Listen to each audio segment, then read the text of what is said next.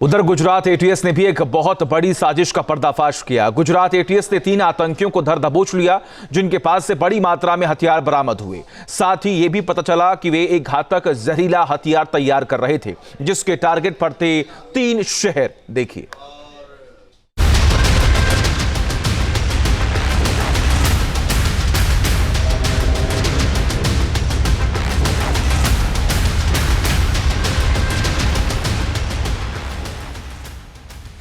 जिस danger liquid के निशाने पर थे अमेरिका के राष्ट्रपति डोनाल्ड ट्रंप, वो घातक जहर भारत में गिरफ्तार आईएसकेपी के 3 आतंकियों के पास मिला।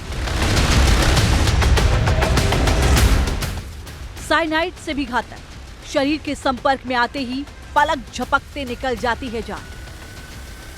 उस राइजिन लिक्विड के निशाने पर थे देश के 3 बड़े शहर। चीन से एमबीबीएस, भारत में आतंक की साजिश। हैदराबाद का रहने वाला आतंक का डॉक्टर। गुजरात एटीएस ने एक ऐसे आतंकी साजिश का भंडाफोड़ किया जिसे सुनकर हर कोई सकते में है। 3 आतंकियों ने मिलकर देश के खिलाफ एक बड़ी साजिश रची, और अगर वो अपने मंसूबे में कामयाब हो जाते तो हाहाकार मच सकता था।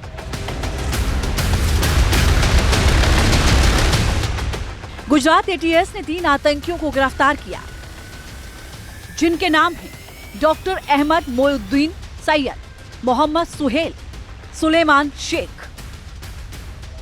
इन 3 आतंकियों ने आईएसआईएस की साजिशों को भारत के खिलाफ जमीन पर उतारने की तैयारी कर रखी थी।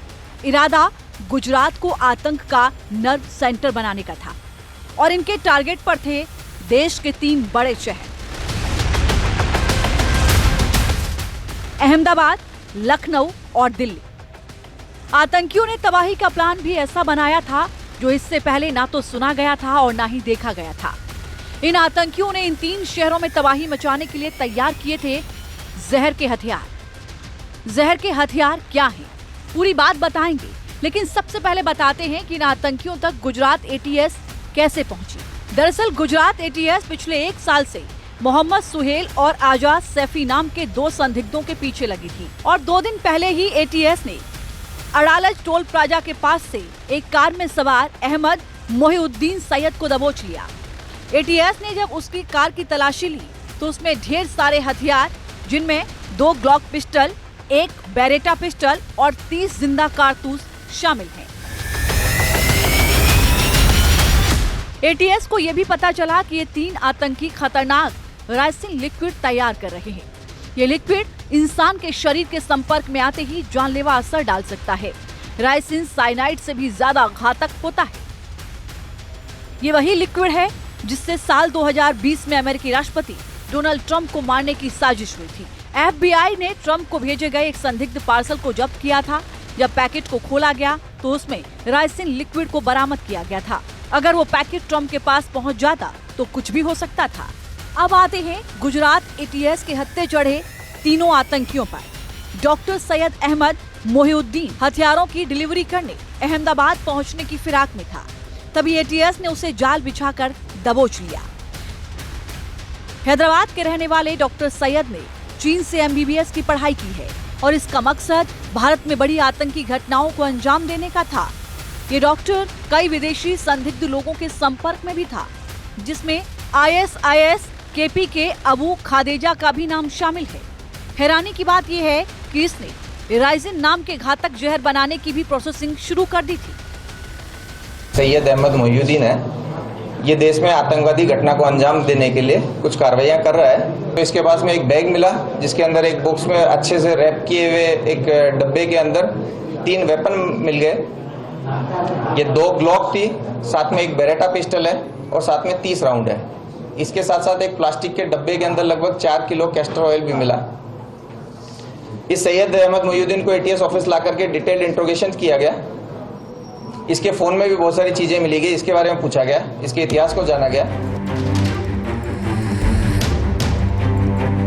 टेरर मॉड्यूल के जो 2 और संदिग्ध हैं, वो यूपी के रहने वाले हैं। सुलेमान शेख उत्तर प्रदेश के लखीमपुर का रहने वाला है, जबकि मोहम्मद सलीम का असली ठिकाना शामली है। एटीएस के मुताबिक इन दोनों को दीनी तालीम हासिल हुई है और ये दोनों कट्टरपंथी विचारधारा के हैं। एटीएस को इनके रिश्ते भी कई विदेशियों से जुड़े मिले हैं।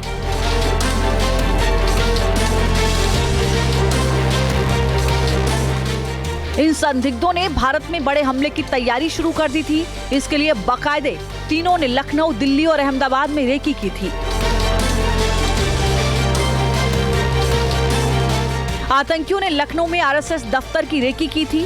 दिल्ली के आजादपुर सब्जी मंडी की भी रेकी की थी।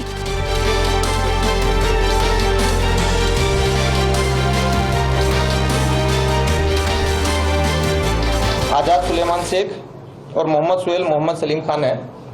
ये दोनों दीनी पढ़ाई किए हुए हैं, काफ़ी रेडिकल हैं।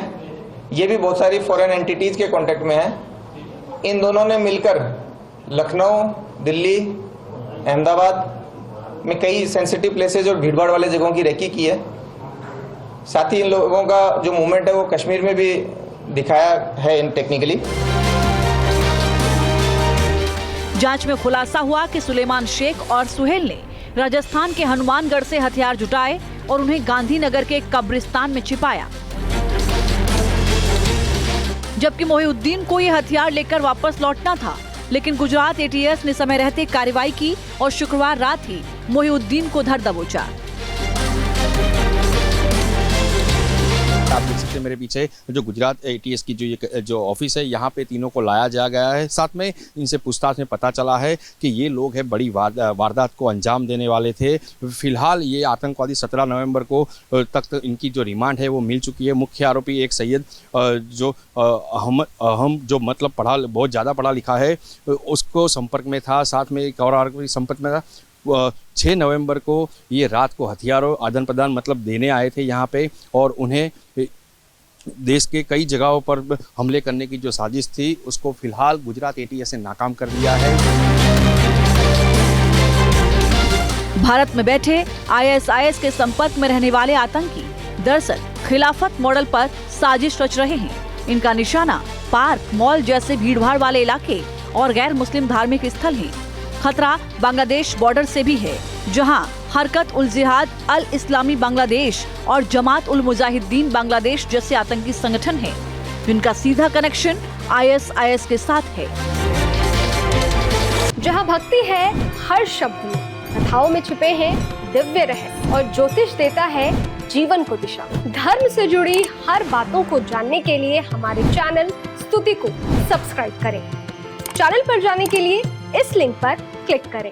जहां भक्ति है हर शब्द में, कथाओं में छुपे हैं दिव्य रहस्य और ज्योतिष देता है जीवन को दिशा। धर्म से जुड़ी हर बातों को जानने के लिए हमारे चैनल स्तुति को सब्सक्राइब करें। चैनल पर जाने के लिए इस लिंक पर क्लिक करें।